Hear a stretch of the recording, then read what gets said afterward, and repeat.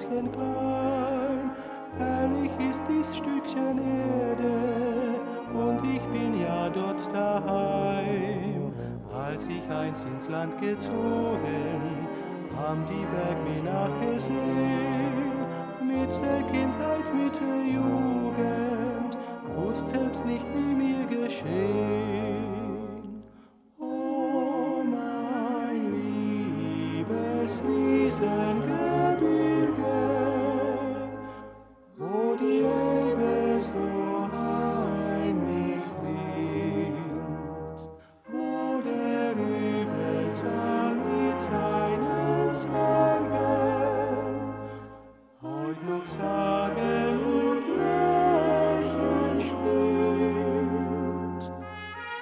Riesengebirge, deutsches Gebirge, meine liebe Heimat du.